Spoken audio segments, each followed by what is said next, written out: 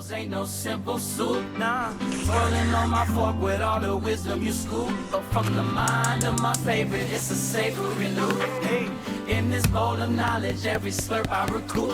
We be chilling in the kitchen with the steam so true.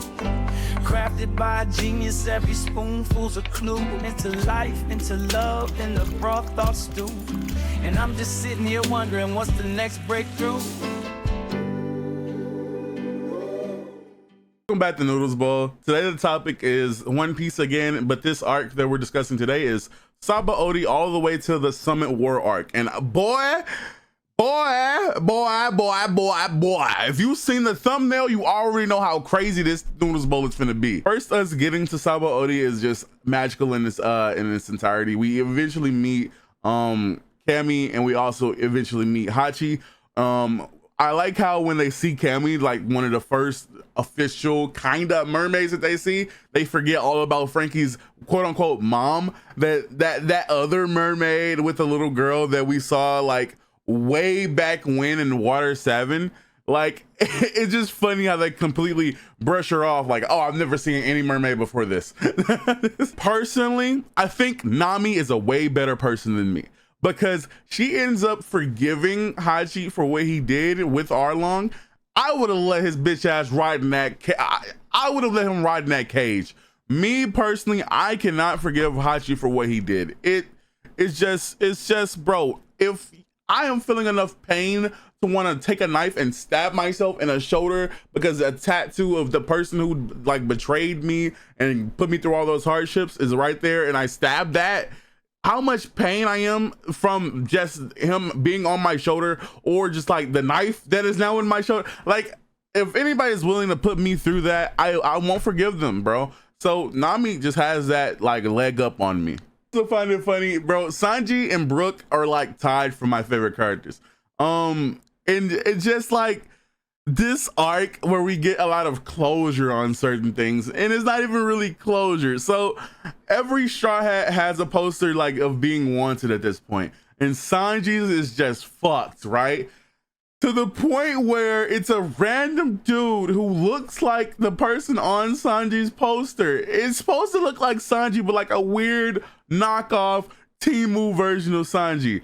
But we end up finding out that this person looks exactly how Sanji looks on the poster, bro. Whatever artist they captured that guy instead of Sanji, and he's been going through so much hardships. He has been like this too big criminal off the streets, like a rogue class type person. Like he just picks pockets, shakes down people, and then out of nowhere the Navy pull up on him, and they're like, yo, run your shit, gang. And he's like, yo, I just take like $20 off of people that sometimes I don't deserve the Navy to pull up on me.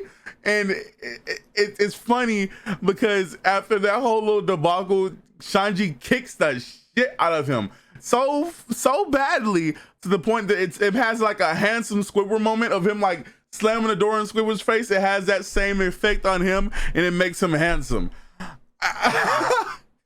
That is funny to me, and if that's not funny to you, you need to go fix your humor, bro, because yo, bro, when I saw that, I was laughing through the whole episode. They have this authority. I don't really know what makes them so special yet. I don't know if we're gonna learn that further down the line, or if I just wasn't paying attention, but the Marines are right next door, and they have this. It feels like Sabaody is just lawless, bro, because the Celestial Dragon is just packing up people left and right. They're just shooting people that they don't like. They're just doing whatever they want because they're Celestial Dragons. I don't know if the story is painted in a way that it makes them I mean, obviously what they're doing is bad, but I don't even understand how can they do that. Are they above the Marines and Navy? Somebody please explain to me what makes the Celestial Dragon special, and where I should have known that, because I feel like I should know it by now. Especially with how Hachi is defending them. I thought it was just because he's a fishman and they don't like fishmen. They think they're some kind of like weirdos. I don't know, but it's not. It doesn't make sense to me how he can just pack somebody up. How somebody's letting, like, I understand like the slave thing in this show, right? That yeah, they got people that work under them. They sit on them and have them be their vehicles around the island. I understand that part, but I don't understand how they're just like let loose. They can just do whatever they want because they're royalty. Like, how does that work? This is the arc that really rings home on the rookies, the recruits, the people who are the up and comers of One Piece, like Luffy, like Kid, like Bonnie, and like La. Boy, my favorite character. Well, not my favorite. My favorite characters are Sanji and Brook, obviously. But well, bro, if I could trade favorite characters from Sanji, I would go straight to the Brook, and if Brook and Sanji didn't exist, I would go straight to Law. Like it's bro. This Oda knows how to just build up great characters, and in the fight between well, I haven't gotten to that point yet, but you just listen for me, bro. It just gets nasty, and this arc right here, Sabaody, Jesus, bro, it gets nasty. Apparently, Cammy gets scooped up at some point from somebody just trying to sell a mermaid, because mermaids go for like a crazy amount at this slave thing because they get so mistreated. The dude who wanted to buy Cammy said he was gonna put her in a fish tank with sharks and have the sharks just chase her around. I don't quite like how demented are these celestial dragons that's allowed. And two, is just like, man, what the fuck? Your primary goal in life is to run around and not die, bro. Eventually you're gonna get caught. Two, you're gonna get tired, and the shark is not gonna get, well, I guess the shark is gonna get tired, and you're playing a like forever game of cat and mouse. Like, is he even gonna put more fish in? It has its levels to this, man, and like so many levels to it. Celestial dragon in question, it's like as soon as they saw Cammy, it was like somebody's betting here, somebody's betting there. No, I'm going to bet 500 million berries. At this point, the Straw Hats they were intending to not fight and just buy her, but they don't have 500 million berries.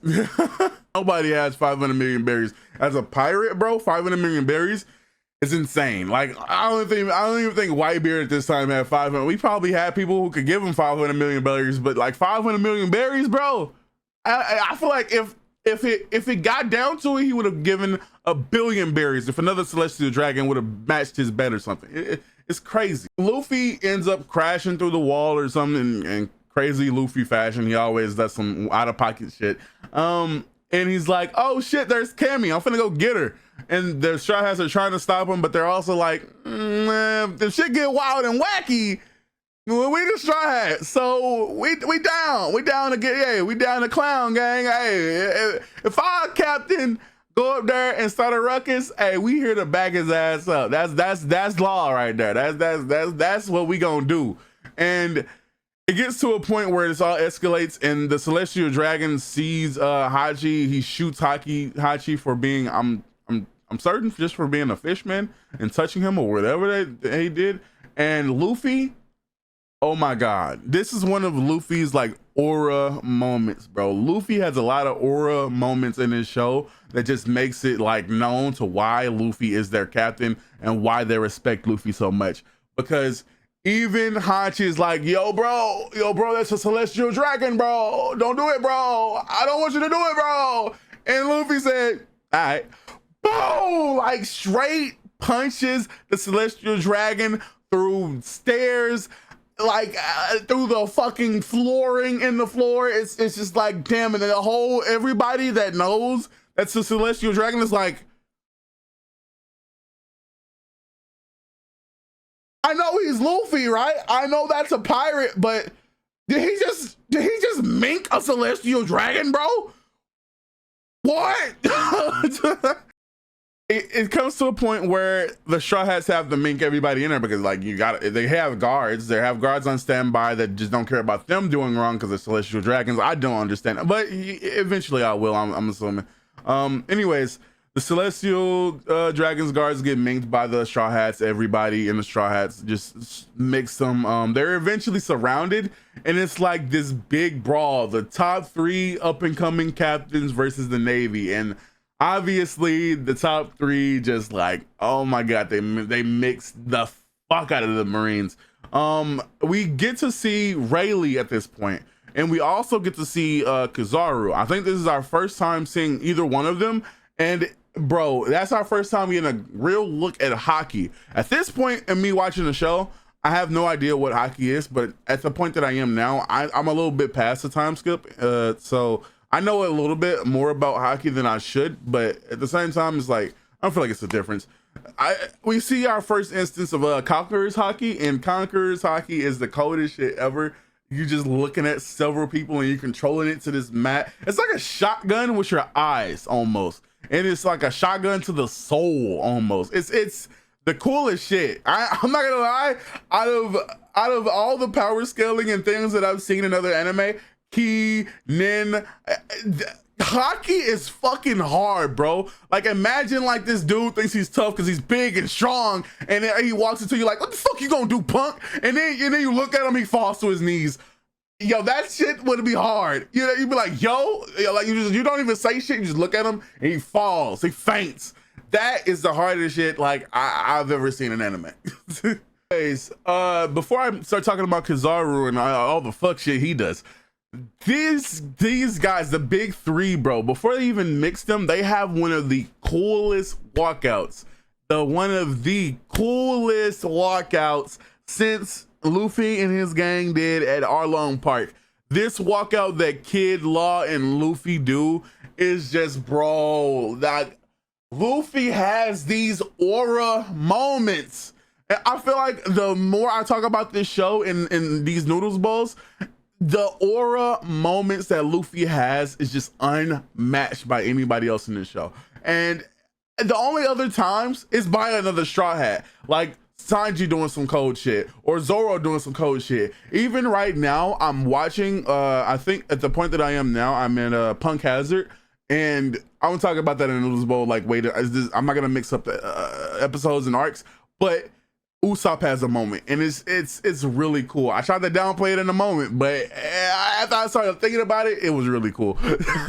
This is our first time looking at Law and Kid, and I gotta tell you, bro, their powers are pretty cool. I don't like Kids as much as I like Law's, but Kids is, I mean, he can suck up all the metal. He's like Magneto almost, but only in his arms. I don't know if he can do it all around his body. I'm certain that he can, and he just hasn't shown off that power yet.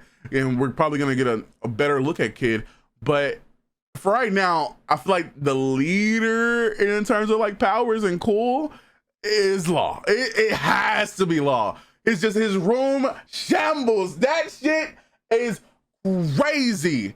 It's insane. Yo, bro. Like when I saw him say room and slice and was flipping up the fucking Navy dude's head like a goddamn baseball, soccer ball, basketball. Yo, bro, when he was doing that with the dude's head, he was flipping it up like it was a game. He was like, bow with his sword. I wish I had my sword next to me so I could show you how he looked with the fucking head in his arm and the sword behind his back. Like, all right, let's see how I'm finna slice the rest of y'all up.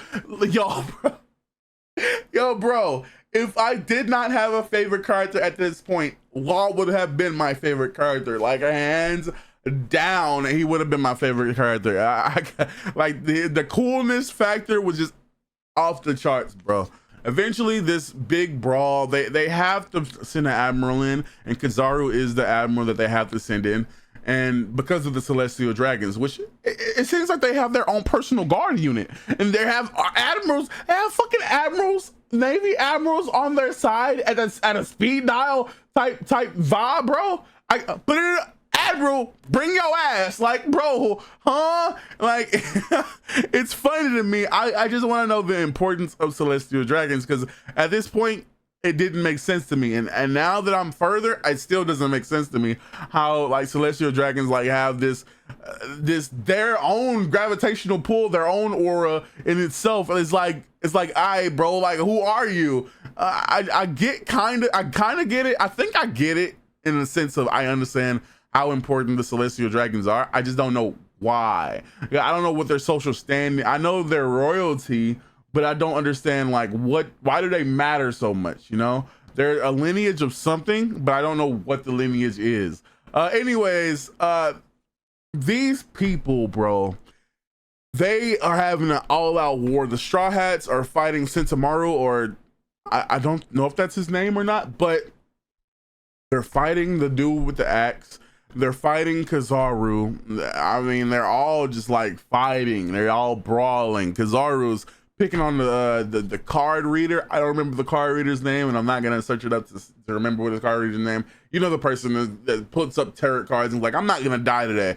And he gets mixed too, though.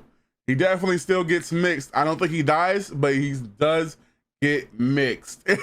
And a lot of these up and comers like get mixed. The music guy gets mixed by Kizaru, and eventually Kizaru is going to go kill all of the Straw Hats. But at this point, we can kind of see that Rayleigh and Bartholomew Kuma are on their side. Unfortunately, these pacifistas are not. They are not, but they're made from Kuma. So Kuma's like, stand down, stand down, stand down. You can tell that Kuma was on the Straw Hat side. Don't know why. I guess I know why later down the line, but in this moment, we have no idea why Kuma's on their side. So, but you could tell from Gecko Moria when he went to that island and all the shit that he did, he could have killed all of them there. He has air nukes. He can create air nukes, and he didn't kill all of them. Easily, he could have just been like, boom, like, and it would have been over. So I think. You know, he could have done it if he wanted to. Rayleigh versus Kizaru was pretty cool. Seeing it was like the olden age going head to head. I really want to see who are the like leaders of the Navy in the arc that I am, because it gets really dicey there, especially after the Summit War, which I'll get into. But Kuma ends up vanishing them all. You know that Kuma's on their side though, but it is pretty sad watching Luffy like say like, damn, I can't save none of my homies, bro. I'm letting all of them get teleported away, and I cannot save any of my homies. And that shit right there hurts. It was very sad in the moment. You knew he was on his side though, so it wasn't like a big deal, but it still like hurt. It's still like everybody's saying Luffy before they vanish away, and then him just having that moment, it was like damn, bro. Even though you knew that Kuma was on the side, it still was like, damn, bro. Like he going through that shit. And then it gets even worse as this arc progresses, but I'll get into that. Kuma eventually sends all of the Straw Hats off. They have no contact. It's funny. It's funny how all of them get separated and go to their different places, and where specifically they end up going. Usopp is the most funniest man alive for doing what he did on his island. But let's just focus on this Luffy character. Let's just focus on what Luffy did. He gets transported to Sanji's dream place. If Sanji got teleported there, I don't think Sanji would have been able to train and become who he is in the future arcs. But let's just focus. Let's just focus. Luffy gets transported to Kuja Island, or Girl Snake Island, as I like to call it. And this is our first time seeing Boa, the Snake Empress, and it's also our first time that we didn't know it yet, but Luffy would use haki. Luffy would use haki and actually win against Boa's like oppressing. Like, she doesn't like men. She doesn't want their whole thing is no men, no dudes. We don't like you guys, and we can do everything that we got with just the girls. We can do all of this stuff with ladies and women. You men stay the fuck away from here. And I kind of find that cool. You know, it's kind of like real life almost, in a sort. Like, girls just like made their own island and just like, fuck you dudes. Only girls can come here. I feel like controversial take here. In real life, if we do that, I kind of want to just see how that goes. In my head, I was thinking, like, if girls in real life actually did that, like all the girls that say, I don't need a man, I want to put them on their own secluded place and just see what happens. I don't want to. I feel like every guy, especially after watching this arc, I kind of want to just see what happens. Anyways, I'm trailing off, and I probably can get canceled for that. So I don't think so, because I didn't say anything. I just said I feel like I want to see what girls would do on their own secluded island, their own technology, their own, like, just girls. I want to see how that goes. How long, you know, would they all survive? I want to see, like, and vice versa too. I want to see a bunch of island with just a bunch of men on it. What would happen? I feel like bloodshed and tears and so much bad stuff would happen on the island. Same thing with the woman island. I'm just interested. It just made me interested in that idea of how they would happen. And, like, I feel like if girls could, like, you know what, I'm not gonna get into that. I'm gonna stop. I'm gonna stop myself and just, like, go straight back into One Piece. Anyways, we eventually find out that after this whole debacle, Luffy does his thing. He raises up Boa, but we eventually find out Boa's sick of love. She fell in love with Luffy, and apparently there's this thing going on with the island that makes Boa die if she doesn't do something for Luffy or something of that nature. I don't know if that's for the show or if that's real life. I don't really know how that works. I don't know if it's a gimmick or a joke. Love sickness, I don't really know, but I think it's just a joke. It might not be. She might actually die. I don't know. They said the last 3 queens died of it, and that's why one of the queens left. So yeah, I don't know how that works, but this is the point where shit gets real, because at this point we learn that Ace is in Impel Down and he's going to get executed. It's a Vivid card, a card where you can see the vitality of the person who gave it to you. I kind of still don't know how that works too, but you can kind of assume, put your common sense to use, and you can kind of assume how the Vivid card works, right? His card is dwindling, bro, because they're torturing him in Impel Down, which we don't find out until we get to Impel Down and see what the hell they're doing in Impel Down. But yeah, Luffy is like, yo, I gotta go. My brother's getting fucked up, and I want to go save my brother before he gets executed. I don't know what the hell Whitebeard's planning. I don't know what the hell Shanks is planning, but I know what I'm planning. Let's get a boat. Let's go to fucking Impel Down. Oh, you got all expenses paid trip to where they're executing my brother. Let's go. Let's get there. Oh, we gonna take a pit stop to Impel Down first and see him? Fuck yeah, let's go, let's get there. Like, that's the type of timing Luffy is on. And this is the point where we get to see, like, all of the other Straw Hats. All right, after they leave Kuja Island, we see all of the other Straw Hats and what they're doing. Nami is fucking cloud bending. Frankie is trying to be the 3rd ice climber, and Chopper is participating in What's the Deadliest Catch. Yo, why are these other Straw Hats are legitimately fucking off?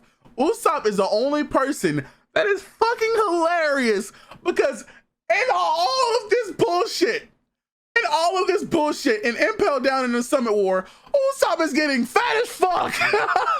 Usopp is, I can't talk because I'm fat as shit, but Usopp is out there pigging out, bruh. Usopp is eating the plants, eating the wildlife, eating everything in sight, and trying to find his way off the island, but at the same time,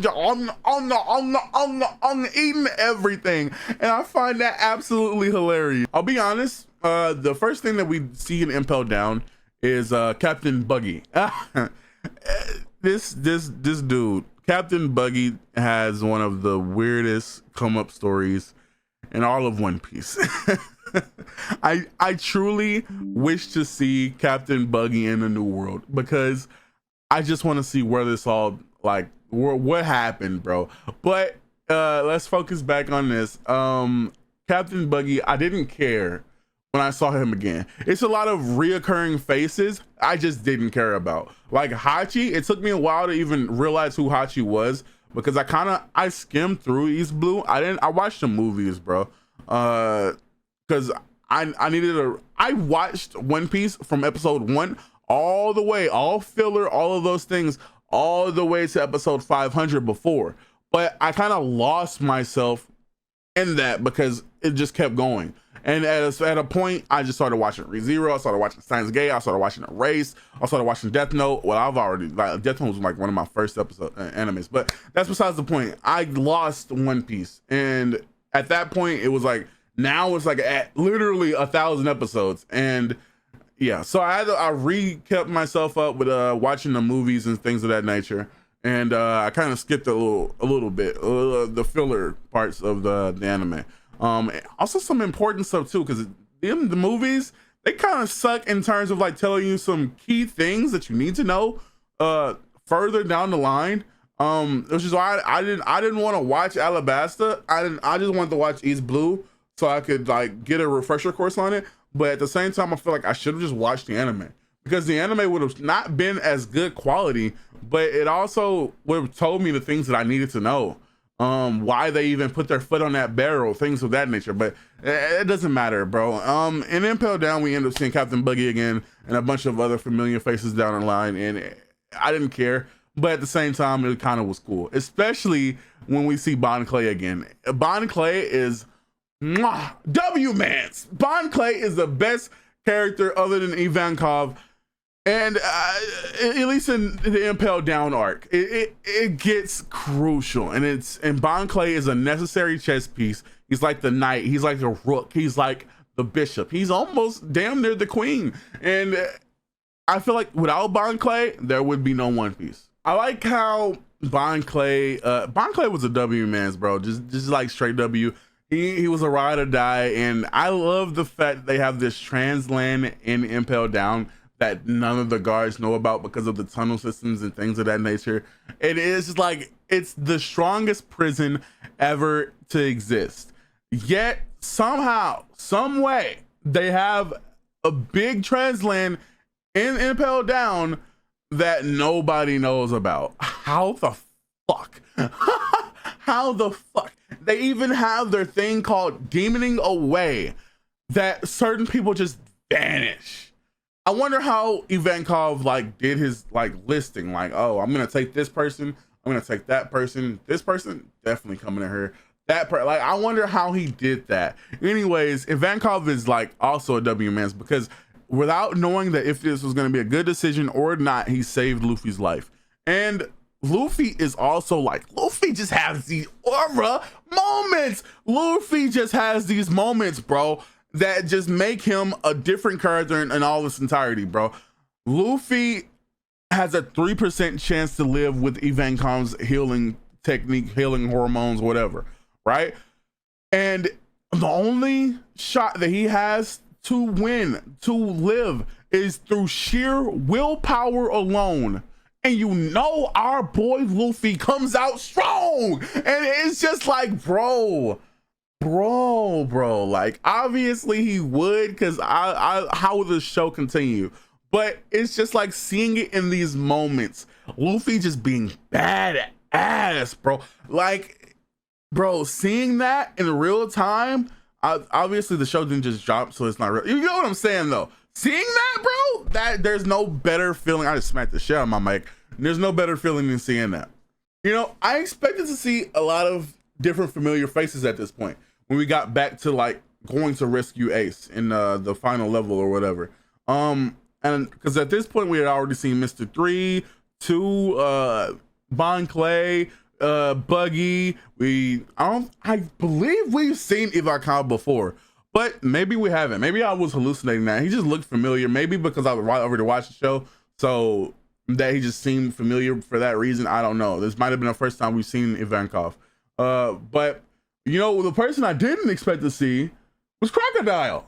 I did not expect this fucking dude down there. I did not expect Crocodile to be down there. But at this point, they had already taken Ace because they were gonna expedite his execution, and we didn't know that yet. But that's Whitebeard was pressing the issue, and they were like, "Oh, let's go ahead and get this wrapped up. We don't want to be fighting Whitebeard any earlier than we need to. Let's go ahead and just speed this up, record it, and just get this shit over with." But Crocodile is down there, and now he's gonna help with the escape of Impel Down. And boy, an escape it was. Now at this point, bro, Blackbeard has shown up, and it's like, fuck are you doing here? It's like, bro, what the fuck is Blackbeard doing here? And it gets into a fucking slugfest with the old jailer and new jailer. And it's just like, bro, what is going on, bro? And Luffy ends up fighting the current jailer, the current warden, the poison dude. I don't remember his name, but Luffy gets his shit rocked, bro. Luffy gets his shit absolutely caked.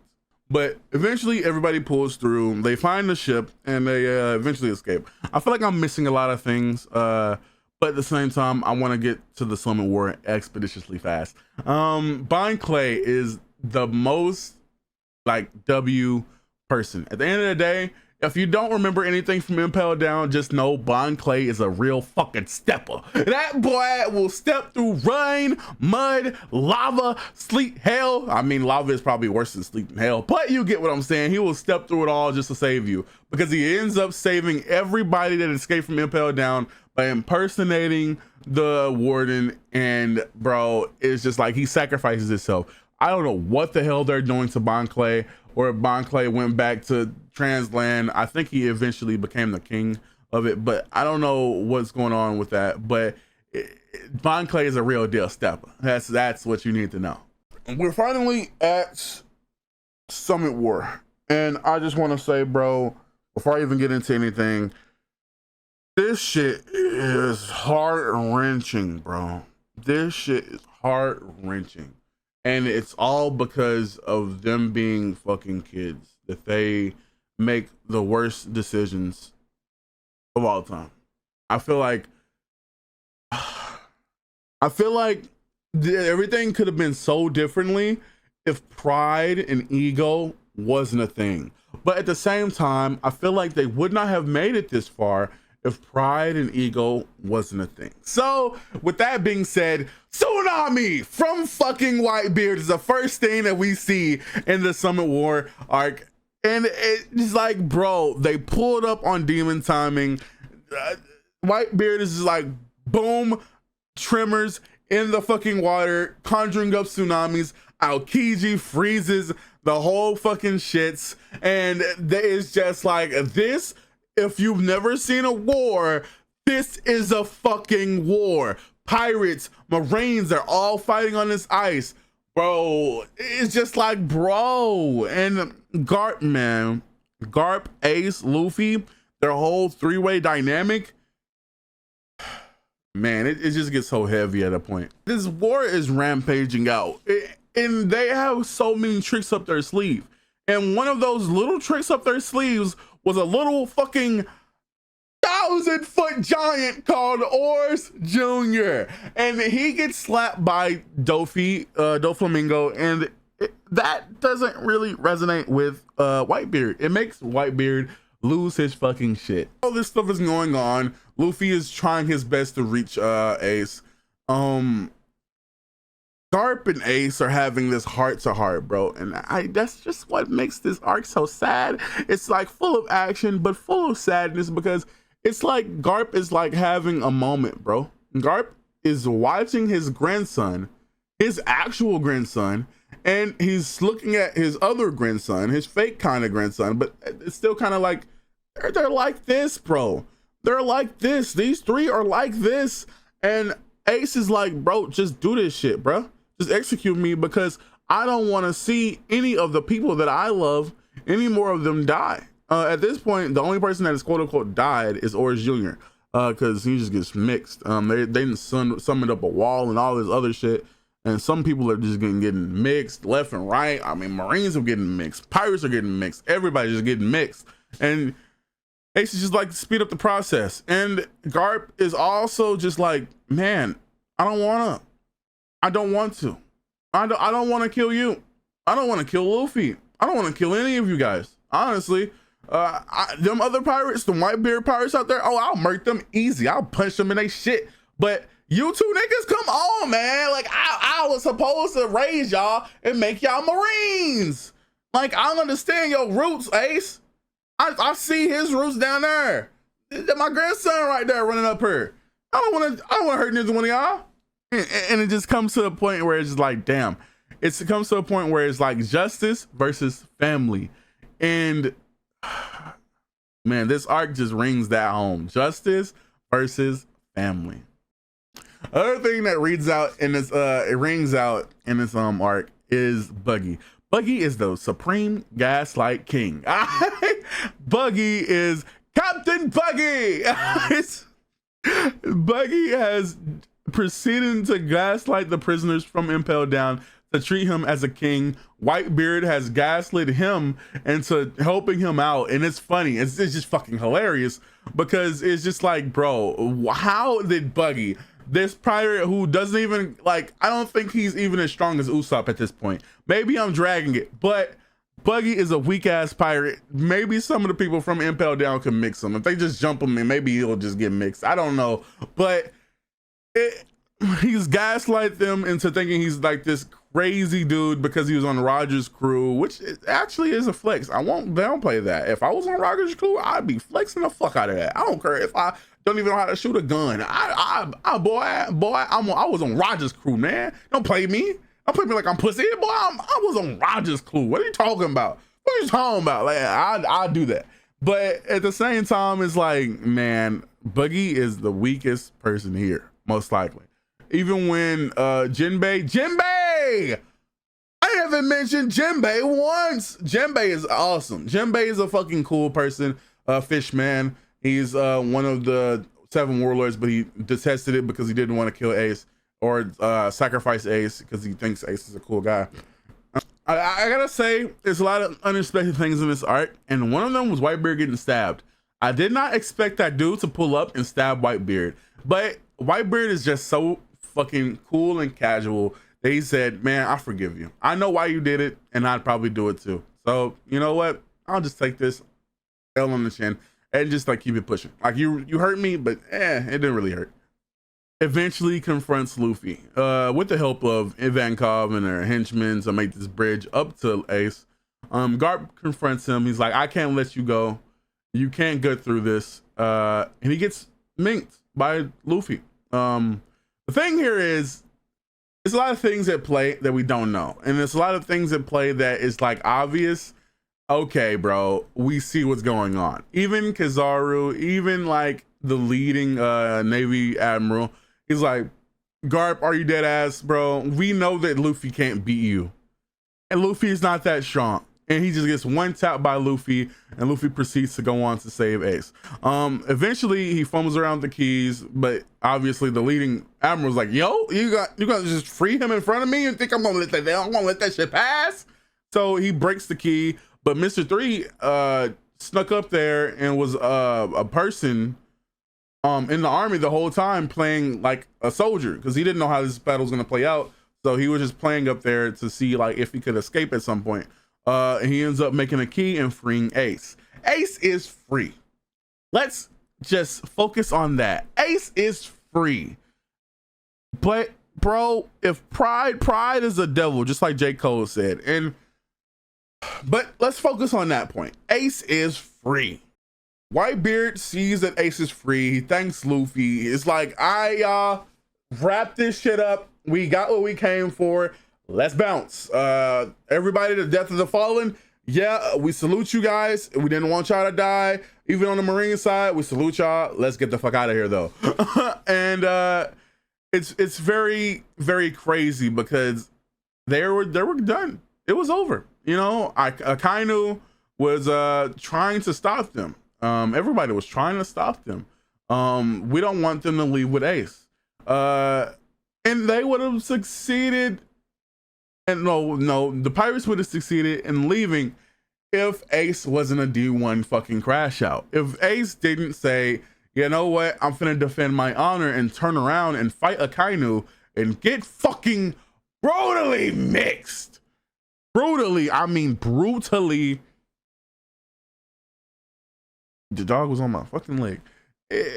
If Ace just got fucking brutally mixed by Akainu to the point that Luffy's like, I gotta go.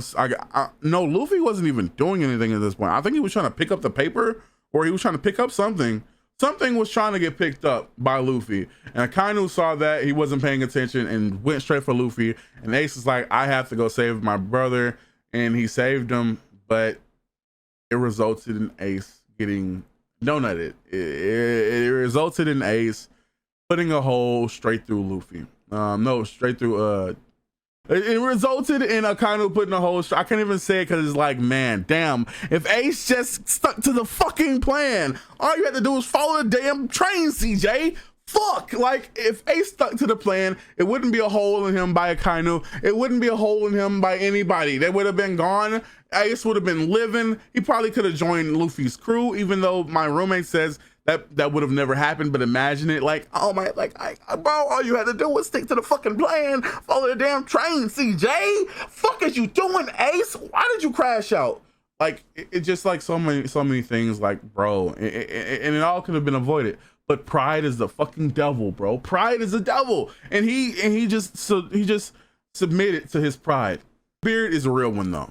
Whitebeard sees all of this happen, and he's like, man, fuck this shit. I'm crashing out too. he dies standing up. Whitebeard dies standing up as a pillar for all of the next era. He says on TV, the One Piece is real, things of that nature, and that is his final words. If I'm not mistaken, that is the final thing he says. The One Piece is real, and they move on from that point.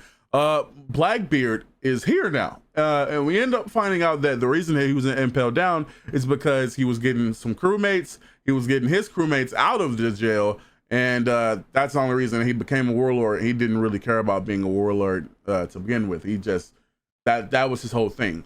He ends up casting this dark shadow around Whitebeard, and he snatches his fruit. Not too sure how he did that. Not too sure. I'm not sure how he did it. He sucks him up in a dark claw in the corner, and he just takes his fruit. I'm making a gay joke there when I say he sucks him up, but honestly, I don't know how he got his fruit. He put on, like, it's like a orb around Whitebeard, and he does whatever he does in there, and then he comes out with his fruit, the Trimmer fruit, and it's like, huh? Like, is the darkness, is the dark fruit or whatever they call it? Is it OP? Can it just snatch fruits? Is Blackbeard more than one person? I don't know what's going on here, but I do know that now Blackbeard has the darkness fruit and he has the Trimmer fruit, and he controls both of them. I don't know what he did in that bubble with Whitebeard, but he did it, and that's that. Eventually, a lot of things happen, and they end up escaping from the War of the Best is what they call it. We call it Summer War. They call it the War of the Best. I think both names are kind of cool, so I don't care which one is said. I'm gonna call this in the video Summer War arc probably, but the War of the Best is pretty far. Law ends up saving Luffy after Jinbei puts in that work to help him escape. I'm pretty sure Jinbei just helps Luffy's escape. That's all. Ivankov gets on the ship, marine ship, and escapes. A bunch of other pirates escape. That dude who could turn into a phoenix was kind of like that is immortal.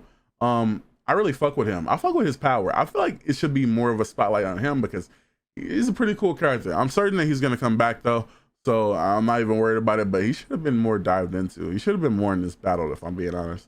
At this point, we get to see the backstory of Ace, Sabo, and Luffy. You can kind of see that Sabo wasn't a character that was like really thought of until this point, because it's just like we've seen the sake part with Ace and Luffy a billion times, and there was never a third cup. There was never a third shadowy person, because that could have been like the fix to it, right? It'd be a shadow figure with a third cup, and we'd never know who it is until this point. But it kind of feels like Sabo was just like kind of thought of. It makes sense too, because he gets this shit rocked by a fucking a bullet from a celestial dragon through his ship, and he sinks. But before all of that, we learn about Sabo, Ace, Luffy getting dropped off by in this mountain by Garp. By Garp, and it's just a cool bonding moment between Sabo, Ace, and Luffy. Them finding treasure, them wanting to be pirates, them fighting the Rubar or whatever, the fucking 2-bit ass Timu pirates there. They beat them up because they're just like that even as kids.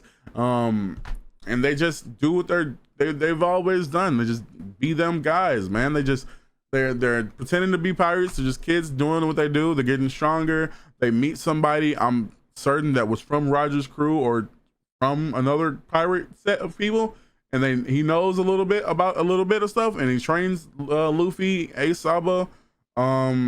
Eventually Sabo's dad is like royalty, and he takes him back.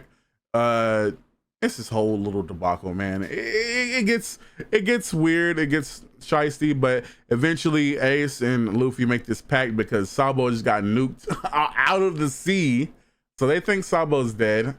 We know how One Piece works, though. I'm certain. I have never seen anything past, other than now. I'm up to Punk Hazard now. Everything is new to me. From the Summer War arc to Punk Hazard, everything that I've seen so far is new, and everything that I will continue to see is also new. So I'm really excited to see what I see. But Ace and Luffy make this promise for Sabo to head out to the sea when they're like 16, 18, and they eventually do that. And we've seen all of that. We've seen Ace's grow up to his death, and we've seen Luffy to where Luffy is now, even in Punk Hazard. And it's really a cool thing. But let's get to the point of resting on Kuja Island, or the Snake Lady Island, as I like to call it. Eventually we get back there. Luffy's having a fucking mental breakdown because his brother just died. Jinbei calms him down. Rayleigh is like, all right, so you can go back to Sabaody if you want to. I'm not gonna stop you. I swam. Rayleigh fucking swam from Sabaody to Kuja Island, bro. Swam there. I don't know what the fuck is in Rayleigh's Jamba Juice, but I need a hit. Bro, Rayleigh got some shit in his tank that mere mortals just don't have, and I don't know what it is, but he got it. Anyways, Rayleigh's like, you can go back to Sabaody if you want to, but you're gonna get mixed. If at the point that you are right now, you are going to get mixed. It's not even a question. It's not even like, maybe you'll get mixed, maybe you won't. No, you will get mixed, and it's going to happen unless I train you. And Luffy thinks about it. Luffy's like, yeah, you're right. So he goes back Marine headquarters, and he makes sure that the reporters take a picture of him, put him in a newspaper. And in this moment, I was really confused because they didn't really say the plan from Rayleigh or Jinbei. It just happened. It was a tattoo. And we know Luffy doesn't have any tattoos, but what we don't know is that was code. I in that moment thought he was just paying homage to Whitebeard, paying homage to his brother, and just like, you know, he's just like showing I cared, you know. But what we don't know is this is a code for his Straw Hats, and only a couple of Straw Hats actually got it. I think all of them got it except Zoro. And after a while, he was training anyway. I don't know what the hell happened with Zoro, how he figured it out. I think it was an episode that described like, I see this, I'm gonna get it eventually. I don't know. I'll get it eventually. I don't know. And yeah. So eventually, Luffy tells them, we need to train for 2 years. And yeah, that was that. Man. Man, from Sabaody to Impel Down to Kuja Island to Summit War of the Best to the end of this arc. Holy shit. This is probably gonna be one of my longest videos on my channel for good reasons. One Piece is a fucking masterpiece, man. One Piece is actually really good. I will say, for me, Impel Down is what Thriller Bark was to other people. Impel Down to me was the most fucking boring arc. I fell asleep through Impel Down so fucking much. I fell asleep through Impel Down so much, to the point that my roommate just like constantly had to wake me up. Like, bro, Impel Down was so fucking boring. It was good. It had its parts where it was like, I can't take my eyes away, but it had its moments that were so dry and so slow paced. It was like, damn, gang, can they speed this shit up? Oh, bro, I don't care who Mr. 3 is. Mr. 2, get his bald head ass on. I was pissed watching Impel Down the whole way. I wasn't mad, but it was like, man, it was so boring and dry that I just wanted it to hurry up. I'll be honest. But Kuja Island was really cool, really funny. Watching all the girls spaz out over his family jewels, his balls. Even as Luffy said it, I couldn't believe that Luffy said that. I mean, yo, these my balls, my family jewels. Yo, I was like, yo, they let that shit air. They let that shit fly. They let worse shit fly. So I guess that's cool. And then the Summit War. Whitebeard is a real nigga. Bond Clay is a real nigga. Ace is a real nigga until he crashes out. And Luffy is the realest nigga of all time.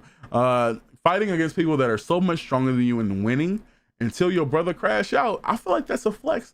You know, he went against the Navy and damn near won. Damn near won. If he kept his eyes on the prize, his brother would probably still be alive, but you never know what the fuck could happen. You feel me? So at the same time, I feel like everything went how it was supposed to. You know, they went against super strong people, and some people died. That's just how it works. That's just how it is. You feel me? You know, I like this. One Piece is super good though. I really love One Piece. Like I have forgotten a lot of things, but when those moments came back to me and those moments that I watched the show, I was like, oh, this is why I like One Piece. It really shows me like how good Oda is at closing out a series. Like I'm certain like after a while there was a hiatus and things of that nature. Maybe it wasn't. I wasn't there at that time. I don't remember why I stopped watching One Piece at episode 500, but I remember that being the episode that I just stopped. It was certain parts in Luffy, Ace, and Sabo's backstory that I didn't even know, because at that point the only thing I knew about was Sanji's what the hell, Sabo's dad. That's the last thing I remembered from One Piece. That was a most crucial memory for me from One Piece. Like even till I started rewatching it, the only thing I knew about One Piece was Sabo's dad. that was the first thing I remembered. I didn't even remember anything from East Blue. I don't remember anything from Summit War, anything at all. Ivankov, I totally forgot about Impel Down for good reasons.